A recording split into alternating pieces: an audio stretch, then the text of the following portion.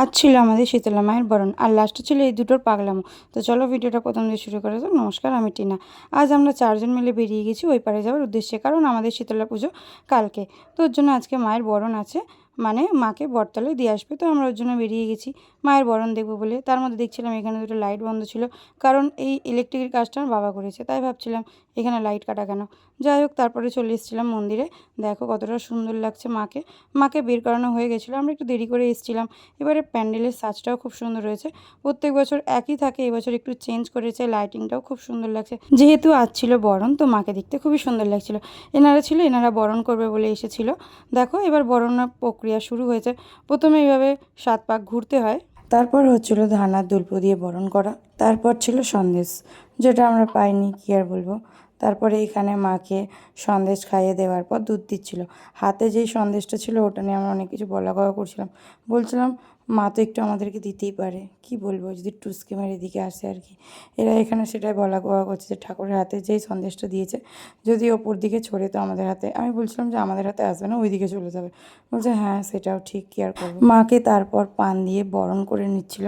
দেখো খুব সুন্দর লাগছে দেখতে মায়ের মুখটা। সব কিছু হয়ে যাবার পর মাকে বরণ ডালাতে বরণ করে নিল। এই সাইডে ছিল রাধা কৃষ্ণ, মায়ের বরণ হওয়ার পর রাধা কৃষ্ণকে বরণ করে নিল। তারপরে যে এতে দাঁড়িয়ে দাঁড়িয়ে কী করছিল আমি তো বুঝতে পারছিলাম না। ও নিজে নিজেই দাঁড়িয়ে দাঁড়িয়ে নাগিন ডান্স করছিল, কিন্তু এখানে কোনো গানই চলছিল না। ও আমার দিকে দেখে হাসছে, দেখো কিরকম পাগল, কি বলবো। বরণ করা তো হয়ে গেছিলো। দেখো মায়ের গালে সিঁদুর দিয়েছে, কতটা মিষ্টি লাগছে দেখতে। বরণ দেখার পর আমরা চারজন মিলে চলে এলাম বাড়ি, কারণ এখানে রাত হয়ে গেছিলো। এখানে দেখছিলাম শিব মন্দির এবং দুর্গা মন্দিরে লাইট দিয়েছে, বেশ দেখতে ভালো লাগছিলো। বাড়িতে কেউ ছিল না, তো একে নিয়ে এসেছিলাম দাদুর বাড়ি, কারণ ওই পাড়ে তো নিয়ে যেতে পারবো না। আর তাছাড়া বাইরে অনেক কুকুর রয়েছে, দেখলেই কামড়াকামড়ি করবে। ওর জন্য ওকে তো ছাড়তেই বাইরে চলে এসছে, অনেকক্ষণ ধরেই বন্ধ ছিল ওর জন্য। দেখো এরা তিনজন মিলে কি করছে।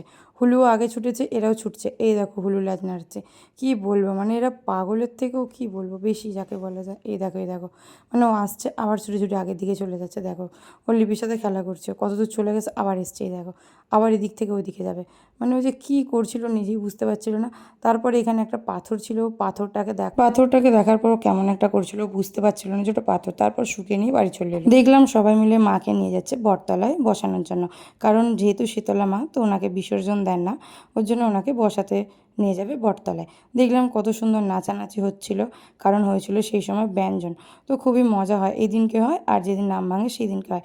পেছনে ছিল রাধাকৃষ্ণ গৌরাঙ্গ, পেছনে ছিল ব্যঞ্জনের দল। তাই সবাই মিলে খুব নাচানাচি করছিল, খুব মজা হয় সেদিনকে। আমি তো জানলা থেকেই দেখছিলাম। আস্তে আস্তে সব ঠাকুরকে নিয়ে যাওয়া হচ্ছে। প্রথমে রাধাকৃষ্ণ চলে গেল, তারপরে যাচ্ছিল শীতলা মা আস্তে আস্তে, কারণ যেহেতু বাম্পার ছিল তো একটু প্রবলেম হবে, তাই আস্তে আস্তে মাকে নিয়ে চলে গেল। আজকে সবাই মিলে যাচ্ছে মাকে বটতলায় দিতে। আবার কালকে মা আসবে নতুন রূপে নতুন সাজে।